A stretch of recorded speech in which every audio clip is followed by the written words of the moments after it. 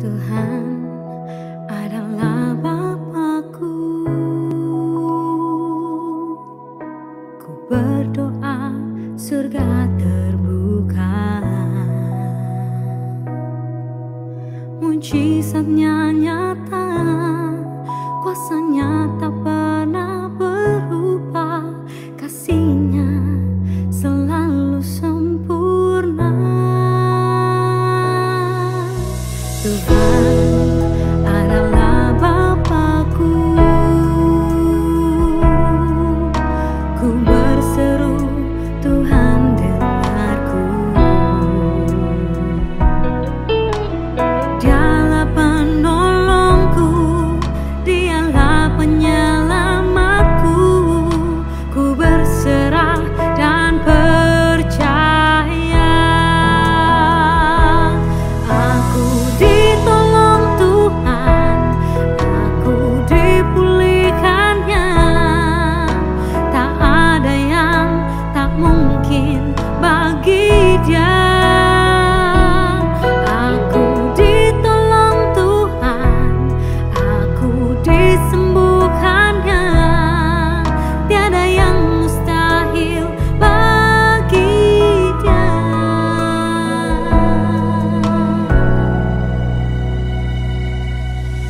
Tuhan adalah Bapakku. Ku berseru, Tuhan dengarku. Dialah penolongku, Dialah penyelamatku. Ku berserah dan percaya.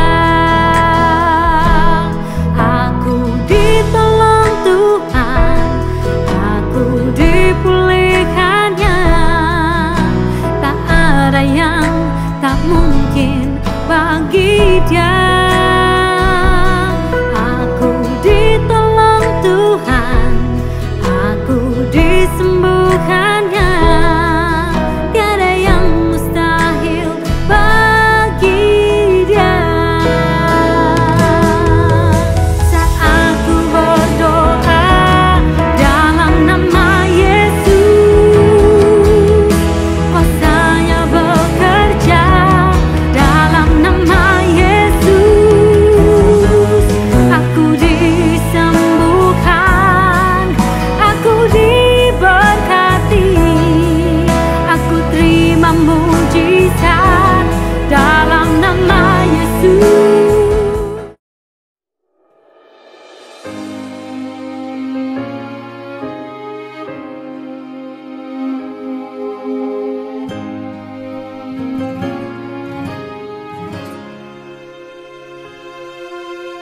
Yesus sukacitaku,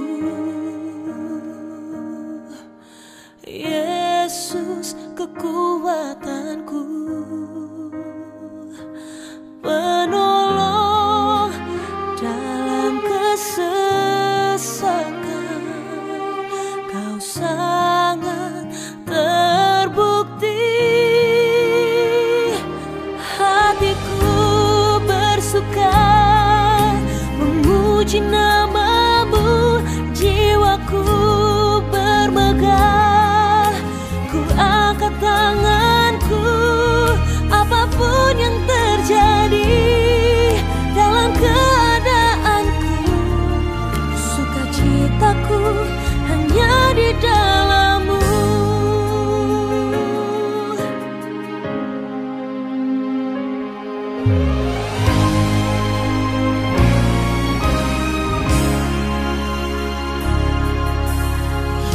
Yesus sukacitaku, Yesus kekuatanku, penolong dalam kesesakan. Kau sangat terbukti, hatiku bersuka memuji nama-Mu, jiwaku bermegah. Ku angkat tangan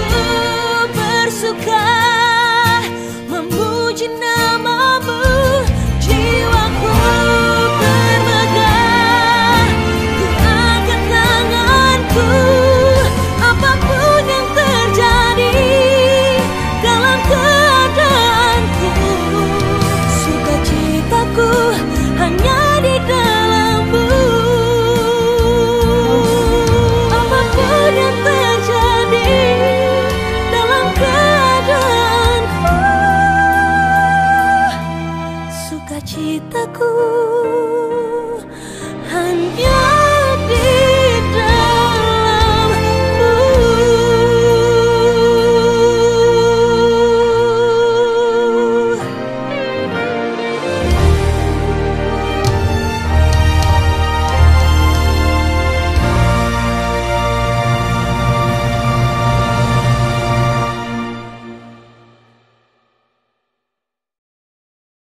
Silakan duduk saudara. Shalom. Bisa bantu PowerPoint-nya?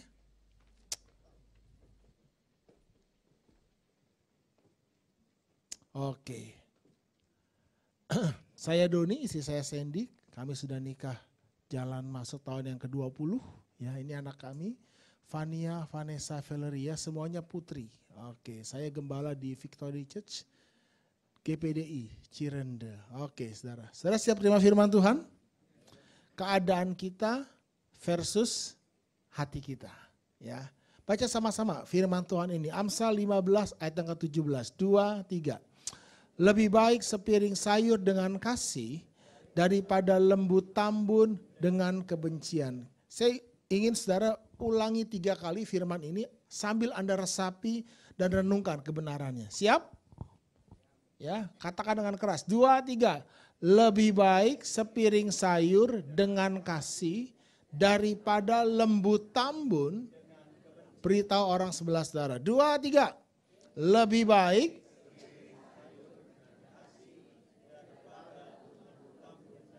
ganti lagi sebelahnya. 2, 3. Lebih baik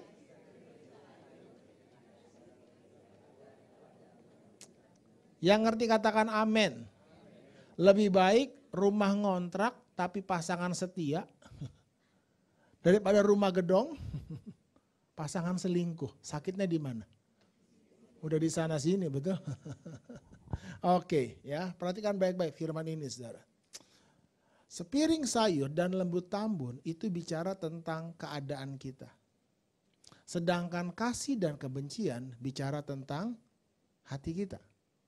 Dari ayat ini kita bisa membagi ada 4 kondisi hidup manusia. Yang pertama ada orang hidup secara keadaan lembu tambun, secara keadaan baik. Tapi hatinya tidak baik. Ada orang kaya tapi stres, ada nggak? Oh banyak ya. Ada orang kaya terkenal, ganteng, cantik, bunuh diri. Banyak. Anda harus sadar ini saudara. Ya, ini penting. Bahwa keadaan kita yang baik belum tentu membuat hati kita baik. Camkan ini baik-baik saudara. Ya, katakan setelah saya, keadaan yang baik belum tentu baik buat hati kita. Ini yang Tuhan Yesus katakan kepada murid-muridnya. Aku berkata kepadamu, sesungguhnya sukar sekali bagi seorang kaya lembu tambun untuk masuk ke dalam kerajaan surga. Jadi semakin Anda kaya, semakin Anda sukar masuk dalam kerajaan surga. Kalau Anda ketemu ada orang kaya raya, cinta Tuhan, takut akan Tuhan, percaya sama saya, dia pernah bangkrut, oke? Dia pernah ngalami yang namanya hidup ditolong Tuhan. Yang ngerti katakan amin. Anda harus sadar nih ya, tidak pernah ada orang bertobat dalam kondisi yang baik. Tidak pernah ada orang bertobat dalam kondisi yang sukses, no. Dalam kondisi bangkrut, banyak saudara, termasuk saya. Ya, jadi Anda harus sadari ini, bahwa keadaan yang baik belum tentu membuat hati kita lebih baik. Belum tentu saudara, bahkan seringkali sebelumnya banyak orang lupa Tuhan dalam kondisi senang. Ada kondisi yang kedua, secara keadaan tidak baik. Pas-pasan. Tapi hatinya baik. Ada orang kaya korupsi. Orang kaya tamak, tidak jujur. Tapi ada nggak orang miskin jujur? Ada saudara. Orang kaya tapi nggak bisa tidur. Orang miskin di pinggir jalan kita lihat, ngorok saudara. Ya, nah, Jemaat Makedonia, 2 Korintus 8 ayat yang kedua. Selagi dicobai dengan berat, dalam pelbagai penderitaan, baca sama-sama. Sukacita mereka meluap. Dan meskipun mereka sangat miskin, namun mereka kaya dalam kemurahan. Jadi sekarang semua angkat tangannya, saya ingin Anda sadar pagi ini. Angkat tangan semua. Ikutin saya, 1, 2, 3, sadar Roy. Anda harus sadarkan diri Anda hari ini bahwa keadaan kita tidak sama dengan hati kita. Ya, belum tentu saudara. Tapi saya berdoa jangan sampai Anda mengalami kondisi yang ketiga. Udah keadaan tidak baik. Hati juga tidak baik. Bilang mas sebelahnya amsyong. Udah susah, miskin, utang banyak, sombong. Gak takut Tuhan. Jauh dari Tuhan. Nah itu cilaka saudara. Ya, dan kita semua rindu mengalami kondisi yang keempat. Tapi itu kondisi yang keempat. Keadaan baik. Hati juga baik. Udah kaya, wah ini dia kan, ganteng, cakep, cinta Tuhan. Bilang mas sebelahnya di sini banyak. Bilang mas sebelahnya, kamu tahulah orangnya ya. Oke, siapa di sini pengen kondisi yang keempat? Semuanya ya, termasuk saya saudara. Tapi hari ini Anda harus berani jujur. Bagaimana kondisi, keadaan dan hati Anda sekarang ini? Kalau Anda suruh memilih, bukan memilih ya, keadaan yang sebenarnya hari ini. Apakah kondisi yang pertama, kedua, ketiga, atau keempat?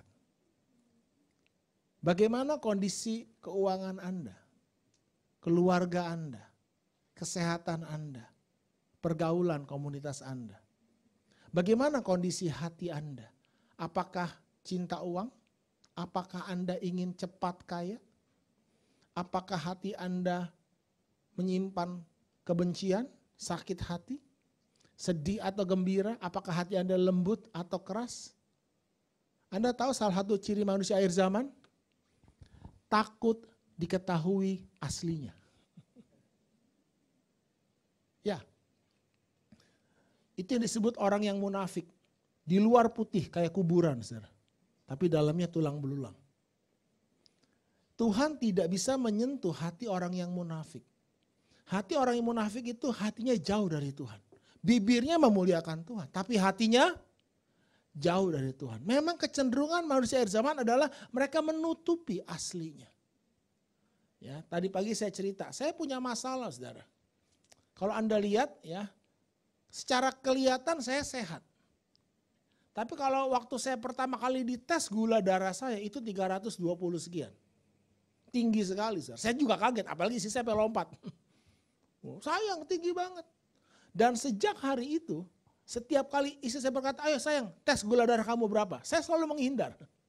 Anda tahu kenapa? Takut ketahuan aslinya. Tapi selama saya menghindar, saya gak pernah bisa lebih baik, saudara. Sampai 3 bulan yang lalu, saya beli alatnya, saya sadar, angkat tangan semua bilang apa? Sadar. Tidak ada sesuatu itu yang langsung bagus. Semua beritahu ya, tidak ada yang langsung bagus. Anda harus sadar ini. Semua yang bagus, semua yang berharga, semua yang indah, pada mulanya jelek. Tapi mau diproses. Halo? Setuju? Apa menurut Anda saya khotbah langsung bagus gitu? Pertama kali saya khotbah pasti jelek. Dikritik, tapi kita mau. Iya, saya mau belajar. Tapi kalau Anda terus tutupi kejelekan Anda, nah ini bahaya saudara. Banyak orang jalan pintas kan. Ya. Tadi pagi saya cerita lah ibadah pertama. Waktu saya dan istri ke Korea Selatan, ke Seoul, kita ke mana tuh Gangnam, jalan Gangnam itu. Anda pernah ke Korea Selatan? Orang Korea itu cakep-cakep, saudara. Tapi yang jelek pikiran saya. Heran loh, kalau saya lihat orang Korea cakep, ganteng, cantik. Pikiran saya cuma gini, pasti operasi plastik. Betul nggak? Jujur aja, betul nggak? Begitu kita ketemu orang Korea jelek, nah ini asli nih. Tapi kalau orang Indonesia mau cantik, mau jelek pasti asli. Jadi bilang mas belanya gini, asli loh. Kan kita cenderung gitu kan. Kita pengen tutupin kan. Ya, sekarang kan aplikasi editan itu laku sekali, saudara. Ya, saya heran, saya tahu jemaat saya tuh kulitnya gelap, tapi di Facebook kok putih banget. Kita kan nutupin aslinya gitu. Dan itu ciri-ciri manusia akhir zaman. Tapi saya mau bertobat, saudara. Serius, saya mau bertobat. Saya nggak mau cuma kelihatan baik. Saya mau benar-benar baik. Dan saya harus bersedia berani diketahui aslinya. Sampai 3 bulan lalu, saya beli alat pengukur gula darah. Itu masalah kesehatan saya terbesar gula darah. Yang lainnya normal, hanya gula darah aja. Dan setiap hari saya harus memberanikan diri. Saya harus cek bagaimana keadaan saya yang sebenarnya. Ya puji Tuhan ya. Gula darah saya tiap pagi saya cek itu rata-rata sekarang 103, 113 paling tinggi, 116. Kenapa saudara? Ini hukumnya, segala sesuatu yang diukur itu bertumbuh. Setuju? Anda mau lebih baik? Anda mau bertumbuh? Bagaimana Anda tahu Anda bertumbuh kalau Anda nggak tahu keadaan yang sebenarnya? Anda nggak tahu Anda naik atau turun, jangan cuman pakai iman, saudara, nggak bisa. Contoh kemarin saya ke Bandung kan, bawa mobil. Nggak bisa pakai iman, itu perlu ukuran, saudara. Kalau nggak ada ukuran ya udahlah pakai iman aja, percayalah tankinya penuh, kan nggak bisa, saudara. Anda harus tahu keadaan yang sebenarnya, posisi Anda di mana hari ini. Halo? Ya sekarang udah bulan apa nih? Ntar lagi Desember kan? Jangan resolusi lagi. Anda gak pernah tahu, Anda harus tahu. Saya cuma minta satu pagi ini, kalau Anda sungguh-sungguh ingin mengalami terobosan, Anda harus berani diketahui aslinya. Beri tepuk tangan dulu bagi Tuhan. Saudara. Bagaimana kondisi keadaan dan hati Anda? Dulu kondisi saya gak bagus, saudara. Keuangan saya banyak hutang. Secara pernikahan saya hampir di ujung tanduk bercerai. Secara kesehatan saya juga gak pernah check up. Secara pergaulan saya juga, ya saya merasa diri gagal. Saya dulu minderan, saudara. Saya gak bisa bergaul. Tapi saya mau beritahu, ya Tuhan sanggup mengubah segala sesuatu menjadi baik. Tapi ini pertanyaan pentingnya, saudara. Mana yang harus dibuat menjadi lebih baik dahulu? Keadaan kita atau hati kita dulu? Saya bertanya ya, Anda kok gak jawab? Ini penting. Mana yang harus dibuat menjadi baik lebih dahulu? Keuangan Anda atau hati Anda dulu? Pasangan Anda atau hati Anda dulu?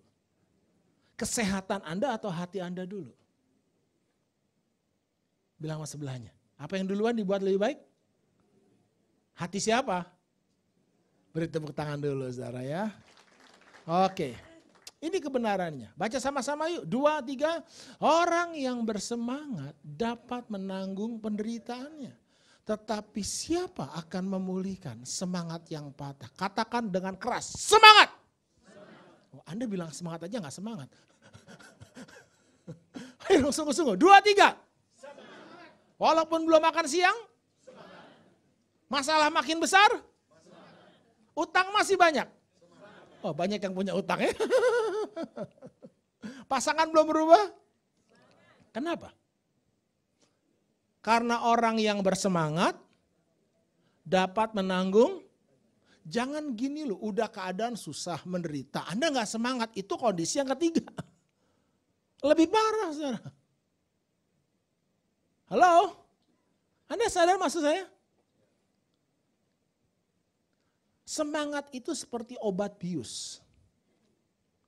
Kalau Anda bersemangat, apapun masalahnya, penderitaan Anda terasa ringan. Kalau engkau tawar hati pada masa kesesakan, kecillah kekuatanmu. Jadi jangan sampai keadaan sudah buruk, Anda gak semangat. Ngomong-ngomong mungkin gak hidup tanpa penderitaan? Kalau Anda ketemu orang yang tidak pernah menderita seumur hidupnya, selalu senang, kira-kira gimana hidupnya? Sehat enggak? Enggak sehat. Anda makan enak terus aja enggak sehat. Jadi butuhkan penderitaan.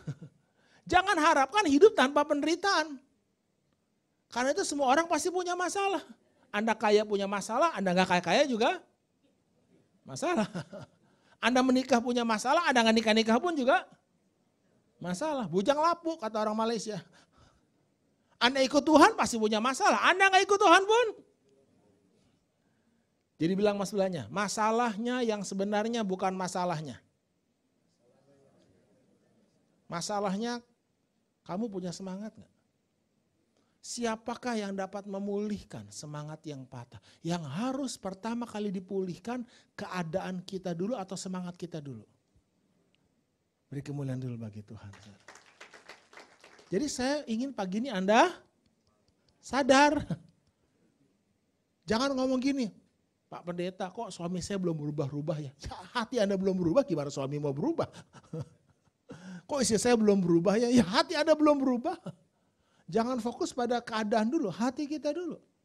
Ini prinsip, hati yang gembira adalah obat yang manjur. Tetapi semangat yang patah mengeringkan tulang. Mana yang lebih dahulu? Sembuh baru gembira atau gembira dulu baru sembuh? Jangan tunggu keadaan baik baru gembira. Anda gembira dulu baru keadaan Anda baik. Amin. Karena itu firman Tuhan berkata, bersukacitalah senantiasa. Mengucap syukurlah dalam segala hal. Dalam suka dukaku kan tetap. Waduh kok pelan. Diolok dihinaku kan tetap. Karena ku tahu Tuhanku Yesus sertaku. Apapun terjadi. Wah, Anda nggak tahu lagunya ya? Kalau ini pasti tahu. Hati senang. Walaupun bohong. Susah lah bukan bohong. Bisa saudara ya. Ya, yang penting gembira dulu. Ya. Oke, Anda ngerti prinsip ini? Katakan sama-sama yuk. 2, 3. Buat hati kita jadi baik lebih dahulu di tengah keadaan. Nah, ini penting, saudara. Ayo, jadikan ini power statement kita hari ini. Ganti kata kita dengan kata saya. 2, 3. Buat hati saya jadi baik lebih dahulu di tengah keadaan yang beritahu orang sebelahmu. 2, 3. Kamu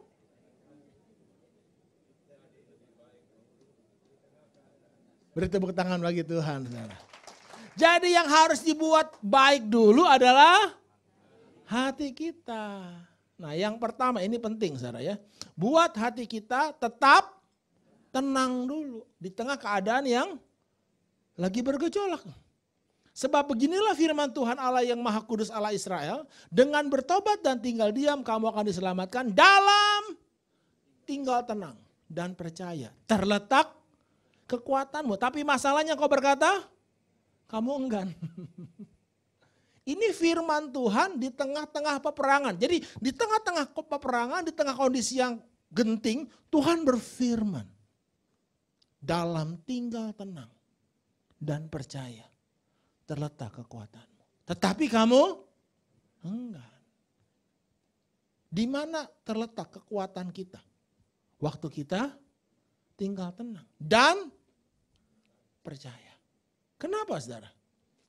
Sebab orang yang bimbang, orang yang gelisah, orang yang tidak dapat tenang sama dengan gelombang laut yang diombang-ambingkan kian kemari oleh angin. Orang yang demikian janganlah mengira bahwa ia bisa menerima pertolongan dari Tuhan. Orang yang tidak bisa tenang, orang yang gelisah janganlah mengira ia bisa menerima hikmat dari Tuhan. Jadi penting gak tenang dulu? Ini clue-nya saudara. Saya ingin Anda ngerti ini. Katakan setelah saya, apapun masalahnya, yang penting tenang dulu. Setuju?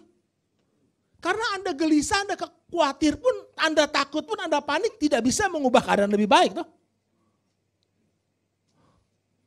Coba belajar. Ini kata kuncinya, belajar. Kita memang gak langsung bisa.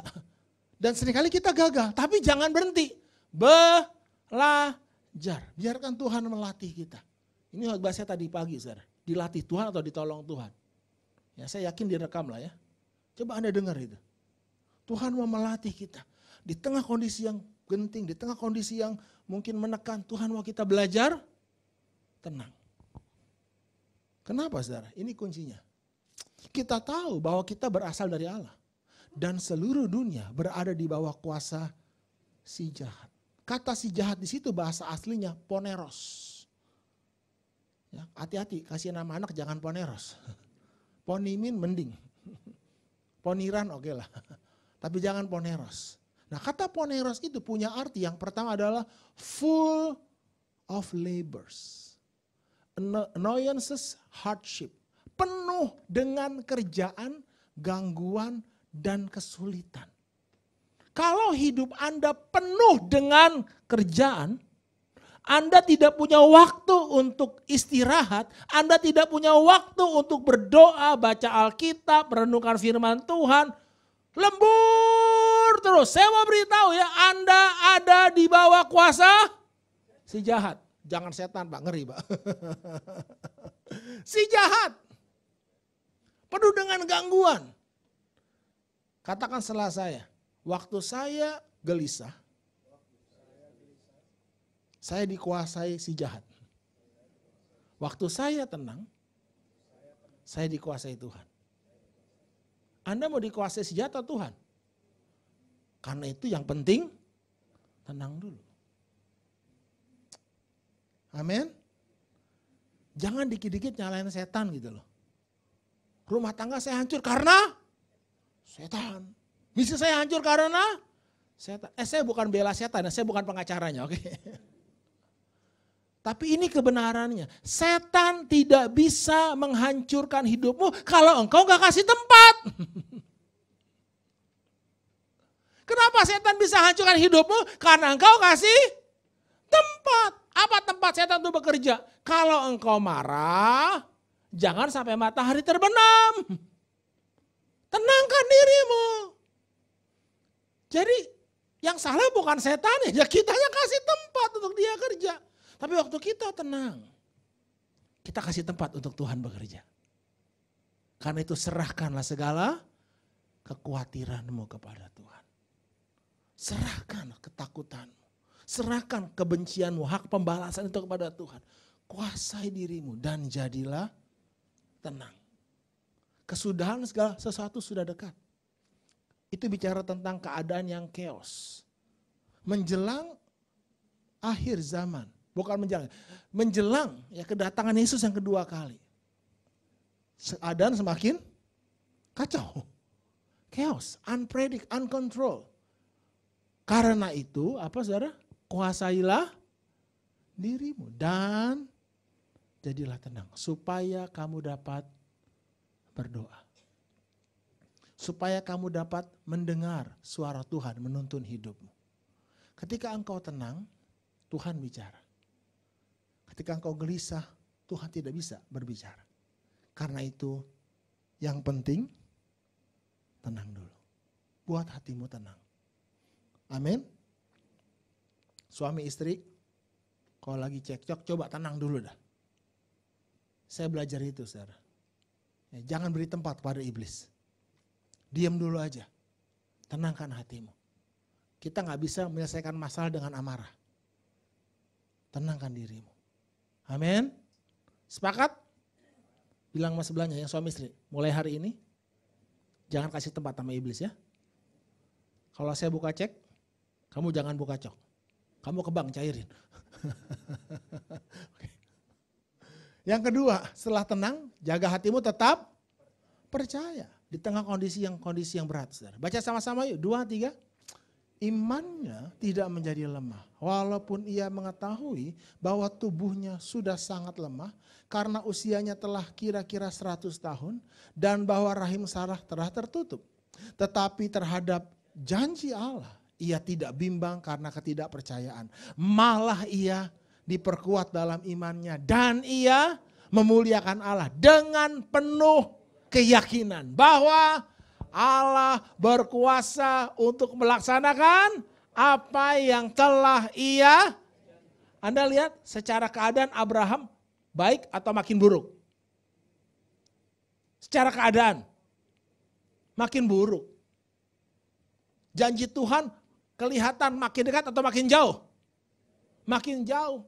Tapi yang harus dibuat baik dulu adalah jaga hatimu tetap percaya. Jangan udah keadaan buruk Anda kecewa sama Tuhan. Itu lebih parah, saudara. Abraham tahu bagaimana memperkuat imannya. Amin. Daud contohnya.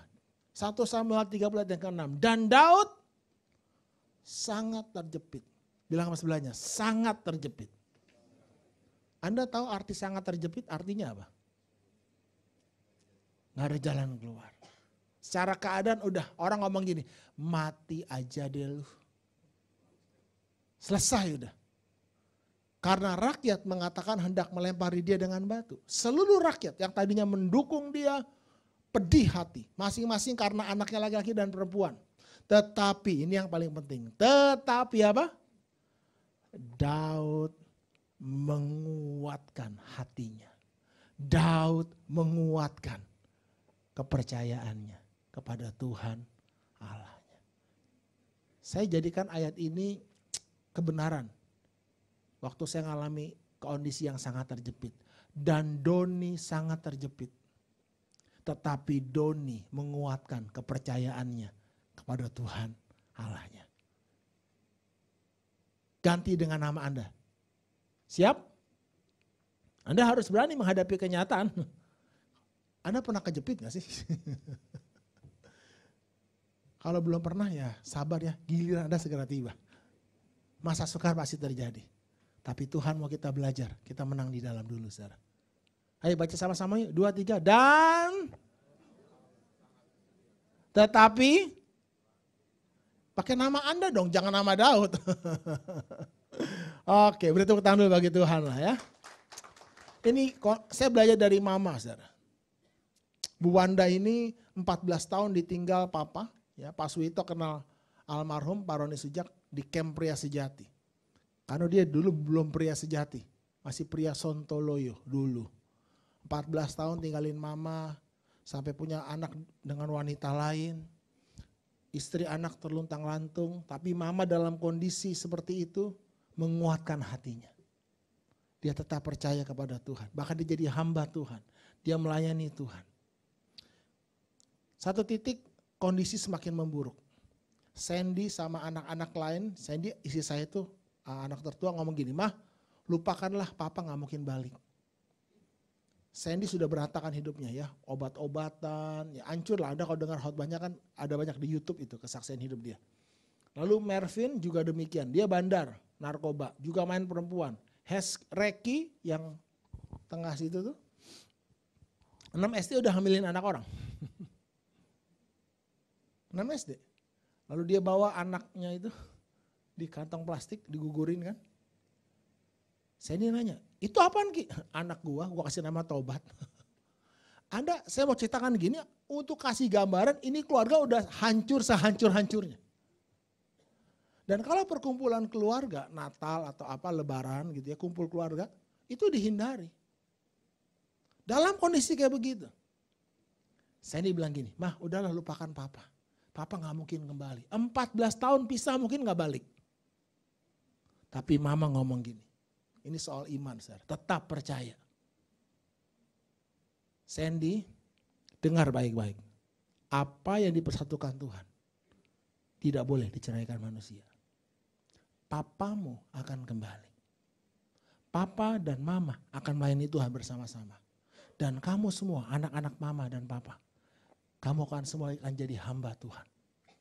Langsung saya dibilang gini, amit, amin. Gue jadi pendeta, amit. Ngerokok sehari 4 bungkus, saudara.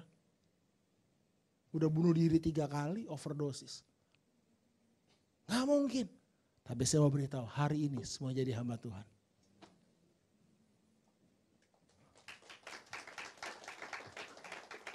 Sandy jadi istri saya. Mervin yang paling ujung sini, dia di GPDI Mordea Jati Bening. Reki yang tadi 6 SD hamilin anak orang, jadi gembala di House of Worship Los Angeles. Reki jadi gembala juga di GBI Rock Los Angeles. Semua melayani Tuhan. Halo? Kalau Anda lagi punya masalah hari ini lalu Anda kecewa sama Tuhan, nah itu kondisi ketiga. Amsyong Anda. Oke. Percayalah kepada Tuhan. Baca sama-sama 2, 3. Percayalah kepada Tuhan dengan hatimu. Dan janganlah bersandar kepada pengertianmu sendiri. Dan berbahagialah orang yang tidak menjadi kecewa dan menolak aku. Katakan semuanya, tetap tenang. Tetap percaya. Tandanya apa kalau Anda percaya? Tetap gembira, bersukacita. Baca sama-sama yuk, 2, 3. Bersukacitalah senantiasa dalam Tuhan. Sekali lagi aku katakan, bersukacitalah.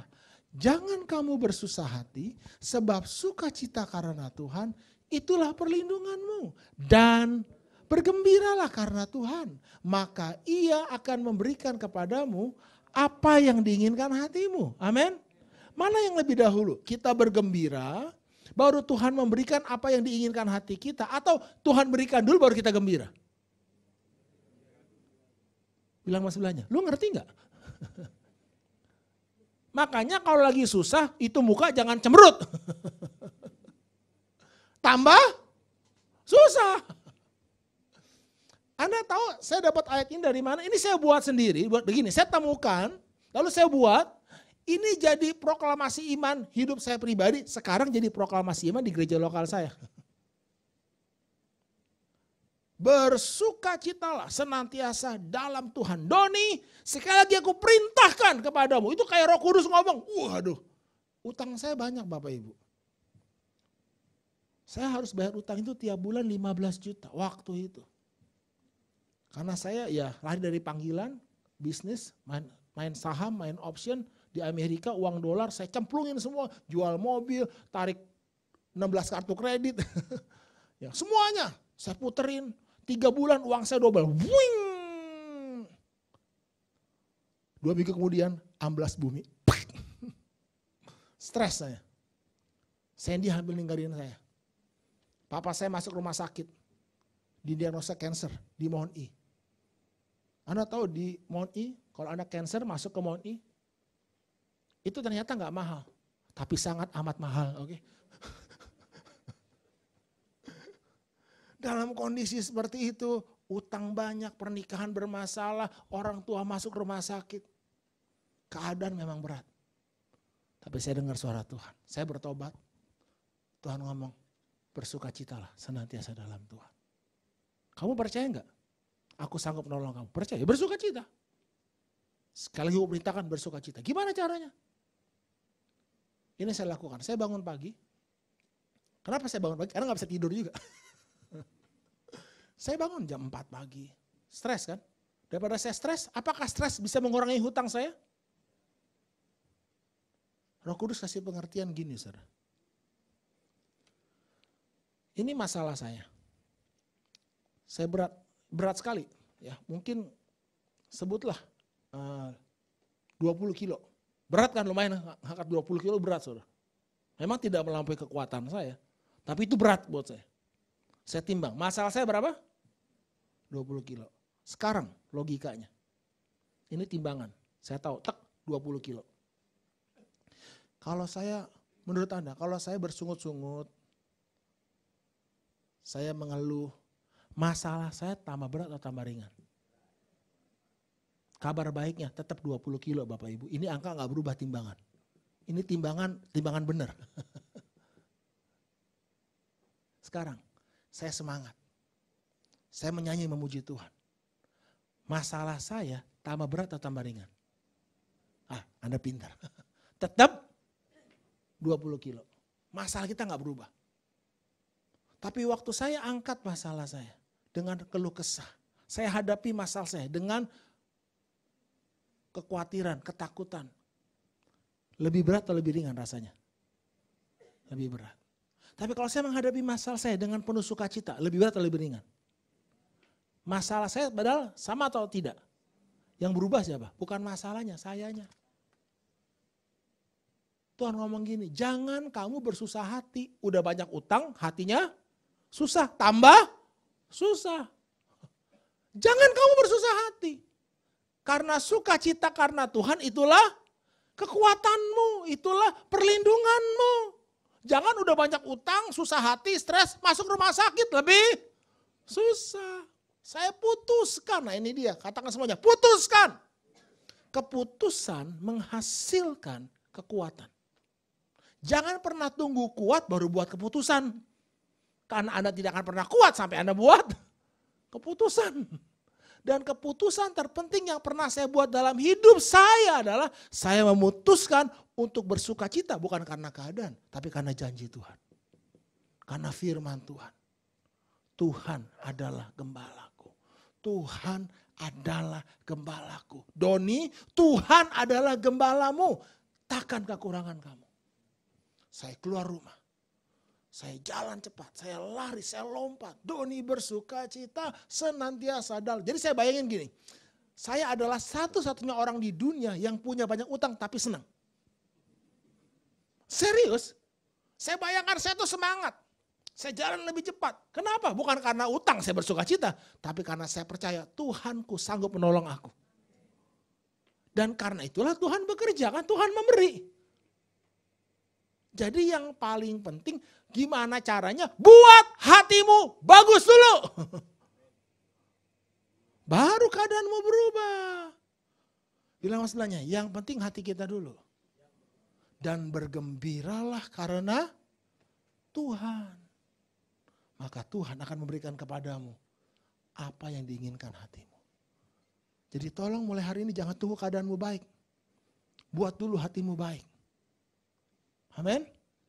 Nah, yang paling penting dalam kondisi sukar tetap rendah hati dan takut Tuhan. Jangan udah susah sombong. Hidup lagi. Aduh. Puji Tuhan gak ada di tempat ini. Oke. Amsal 22 ayat keempat. Baca keras-keras yuk. 2, 3. Ganjaran kerendahan hati dan takut akan Tuhan adalah kekayaan, kehormatan dan jangan tunggu kaya hormat baru takut akan Tuhan. Gak akan pernah. Ganjaran kerendahan hati dan takut akan Tuhan adalah kekayaan, kehormatan dan kehidupan. Itu kan hati baik, keadaan juga baik. Dengar baik-baik. Dunia bisa memberi Anda kekayaan dan kehormatan, ketenaran. Namun hanya Tuhan yang bisa memberi Anda kehidupan. Dunia dapat memberi kita kekayaan dan kehormatan, namun tanpa kehidupan. I tell you the truth. Saya ketemu banyak orang kaya, tapi kayak zombie. Gak ada kehidupan. Dan saya sadar itu. Hari ini saya bersyukur oleh anugerah Tuhan saya lewatin semua keadaan yang gak bagus. Hari ini keadaan saya bagus. Keuangan, kesehatan, pernikahan, semua baik. Dan hati saya juga baik. Gak stres, gak punya utang. Tapi saya tahu sumber sukacita saya bukan keadaan. Saya pernah tinggal di rumah mertua indah dengan utang banyak. Lalu Tuhan berkati mulai bisa kontrak di apartemen, sekolahin anak di sekolah internasional. Apartemen cuma 2 kamar. Lalu pindah lagi apartemen 3 kamar. Sekarang tinggal di sebuah rumah besar. Tapi saya begini, buat saya sama aja. Karena sukacita saya bukan karena itu. Saya sadar, saudara. Anda mau tidak ada yang lebih bahagia selain dekat dengan Tuhan, serius. Hanya dekat Allah saja, aku tenang. Saya bisa menikmati berkat Tuhan. Karena apa?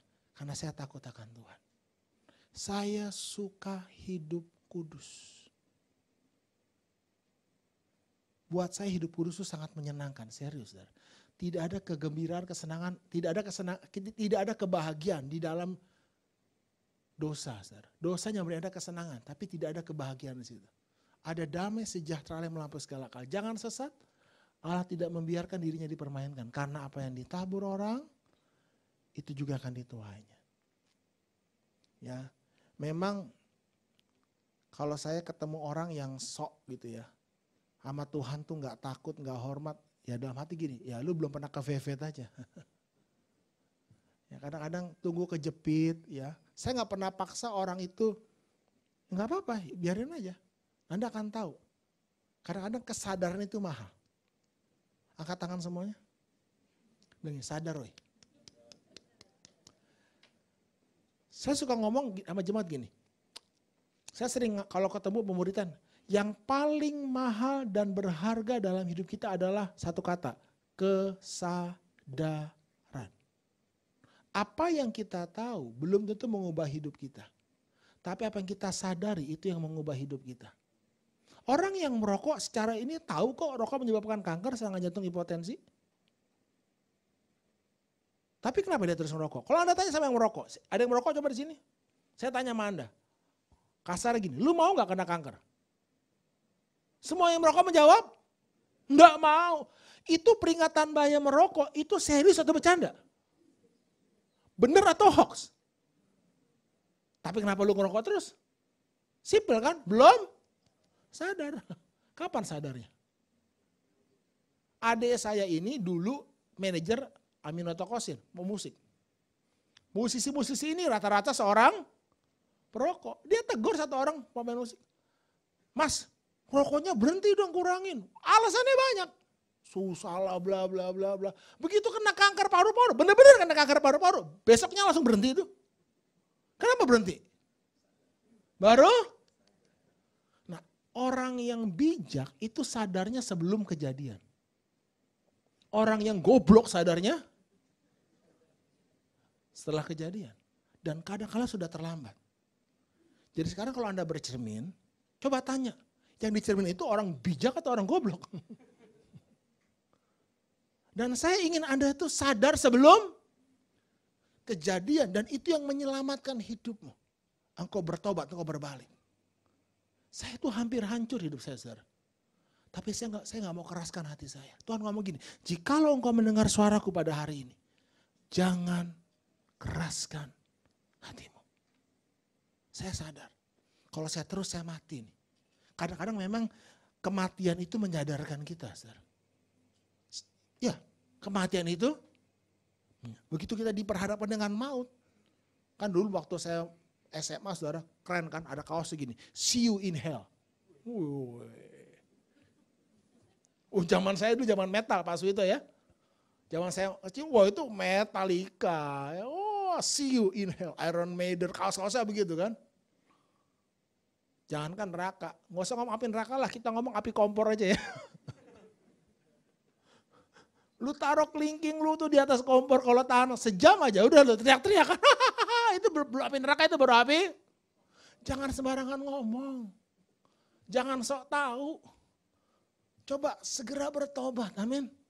Rendah hati, rendahkan dirimu. I need you more than yesterday. I need you, Lord.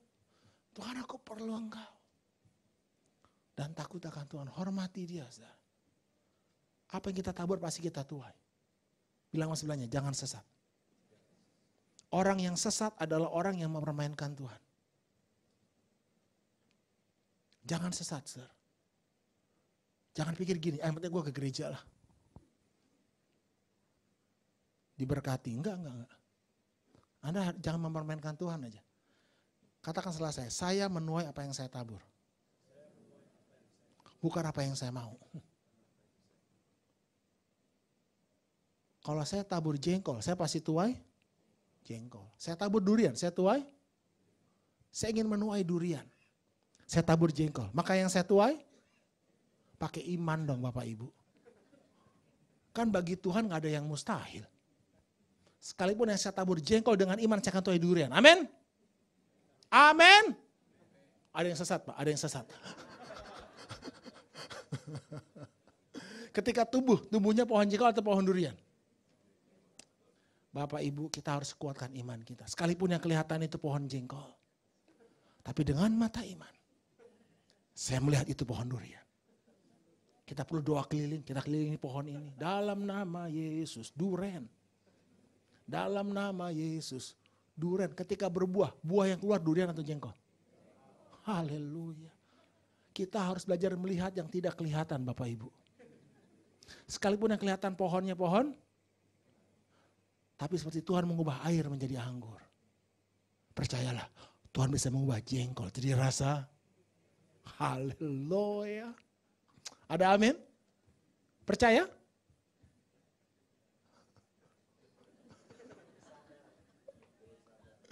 Aduh, imannya lemah lah. Oke lah, begitu panen tiba kita undang. Jangan lupa Bapak Rubin Adi Abraham, hamba Tuhan yang diurapi. Untuk memberkati Tuhan. Pak Rubin tolong doakan. Pak Suito lah wakilnya, gak kalah urapannya. Ketika saya panen, saya lihat buahnya masih buah. Hatiku saat ku tak melihat durian. Begitu saya makan dalam nama Yesus lagi itu kurang ajar. Ternyata rasanya, loh, rasanya buah. Saya kecewa, saya marah sama Tuhan. Tuhan di mana kuasamu? Katanya bagi Tuhan tidak ada yang mustahil. Kira-kira Tuhan di surga bilang apa? Sesat. Dengar baik-baik.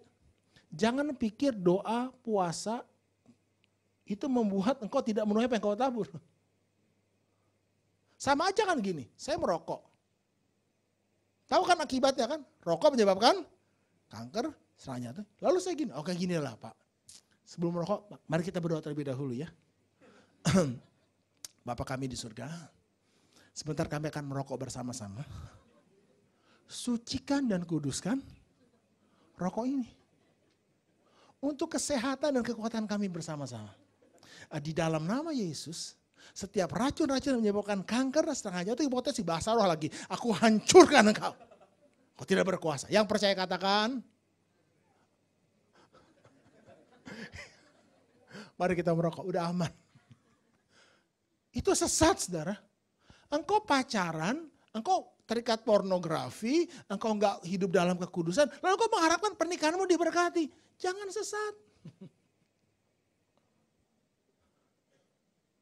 Coba itu artinya takut akan Tuhan. Saya sadar, saudara. Orang yang tidak takut akan Tuhan punya pikiran gini, nggak ada yang tahu.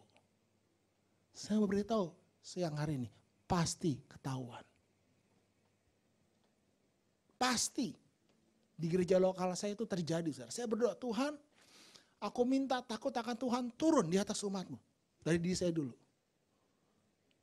Saya kalau mau buat misalnya di HP saya pornografi atau apa, kalau ketahuan gimana? Udah saya gak berani. Saya tahu pasti ketahuan dan saya mau menghormati Tuhan dengan hidup saya. Halo? Amin? Jangan main-main ya, ini rumah Tuhan. Dan saya mencintai rumah Tuhan. Anda jangan main-main, jangan rusak rumah Tuhan. Tuhan mau kita bertobat. Rendah hati. Takut akan Tuhan. Amin? Jadi mana yang harus dibuat menjadi lebih baik dahulu? Hati kita. Buat hatimu tetap tenang. Buat hatimu tetap percaya. Di tengah keadaan yang makin sulit. Buat hatimu. Dan yang paling penting. Buat hatimu tetap rendah hati. Dan takut akan Tuhan. Mari kita berdiri bersama-sama. Terima kasih Bapak.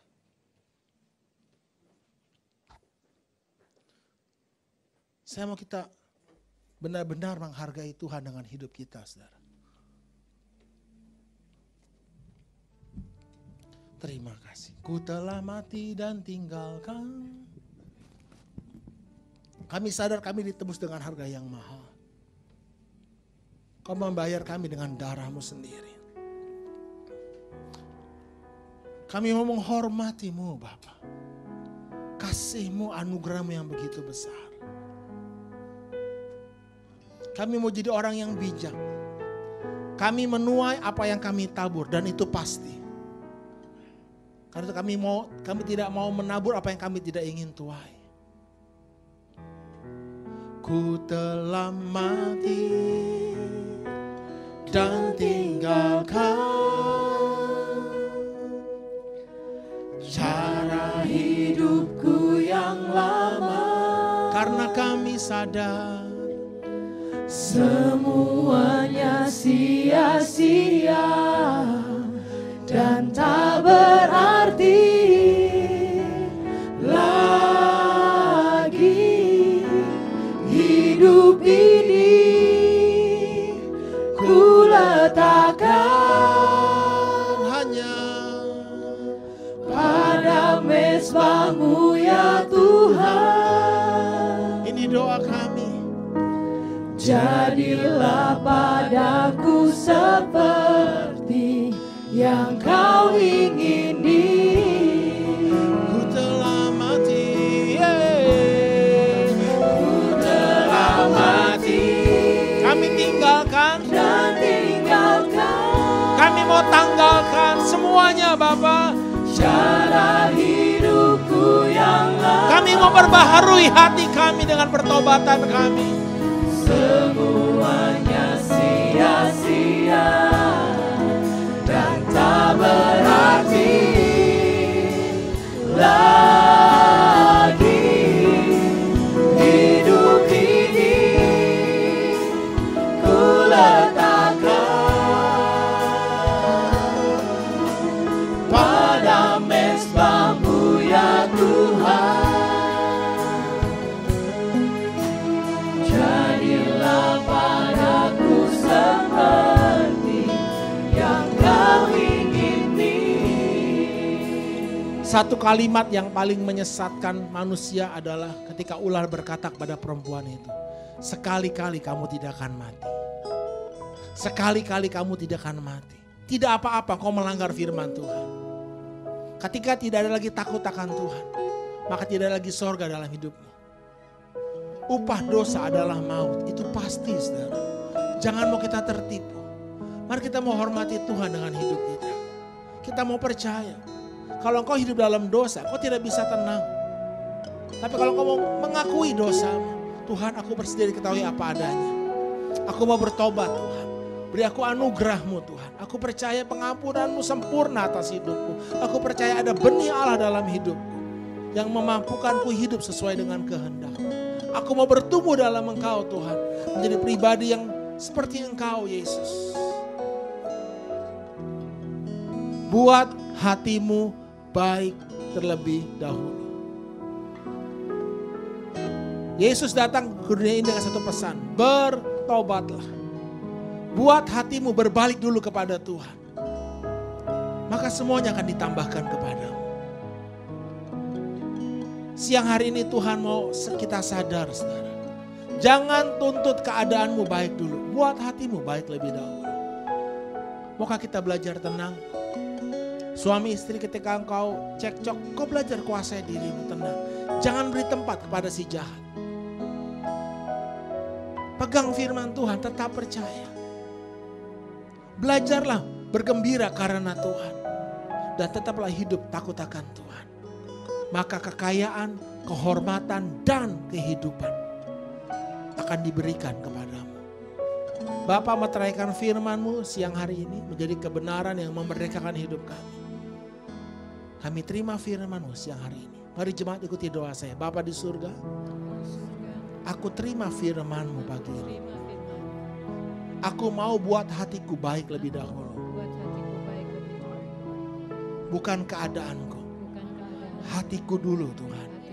Firman-Mu, perkataan-Mu memiliki kuasa untuk menjadikan hatiku tenang. Menjadikan hatiku percaya. Gembira. Takut akan Tuhan. Di tengah keadaan yang tidak baik. Firman-Mu adalah kehidupan. Aku mau simpan firman-Mu. Aku mau renungkan firman-Mu. Aku perkatakan firman-Mu. Aku percayai firman-Mu. Dalam nama Tuhan Yesus. Semua yang diberkati bersama-sama katakan. Tuhan memberkati. Mari kita bangkit berdiri bersama-sama malam hari ini. Rayakan kemenangan yang Tuhan sediakan bagi setiap kita.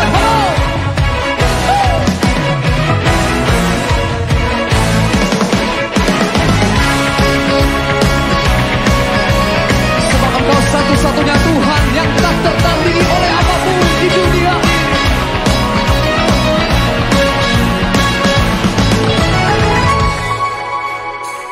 Pada siapa kau bandingkan perbuatannya yang heran? Tak ada kerajaannya yang terbesar, tak akan tergoyahkan. Semua musuh pun gemetar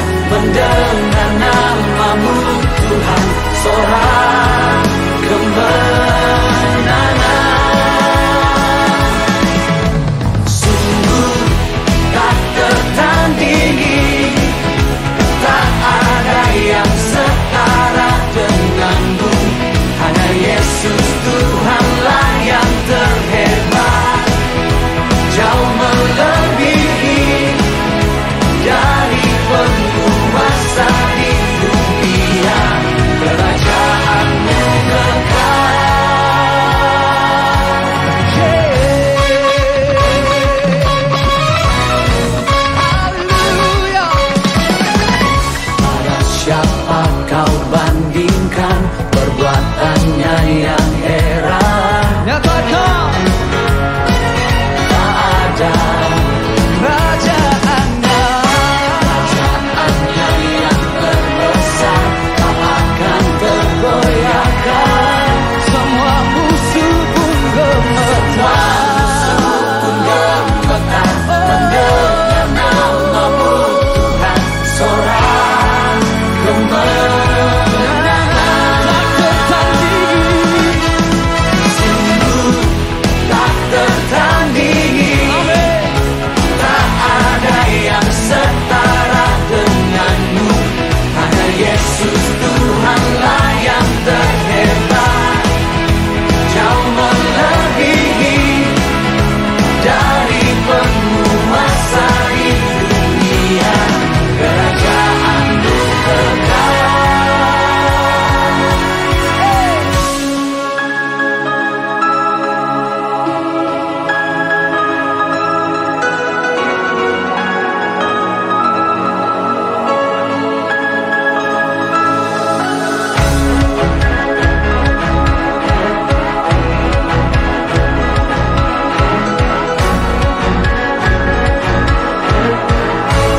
Everybody make some noise.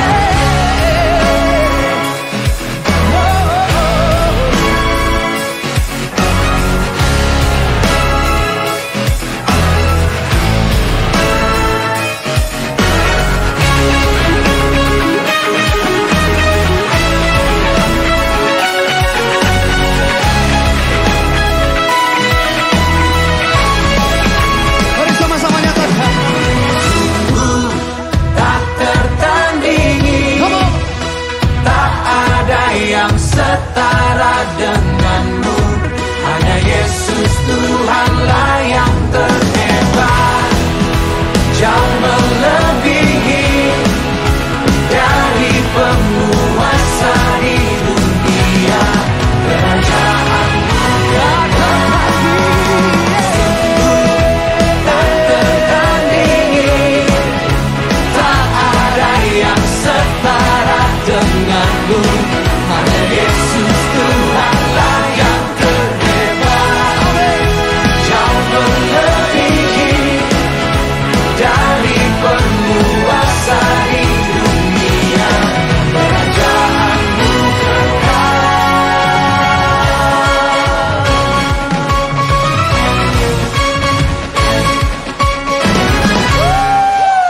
Haleluya.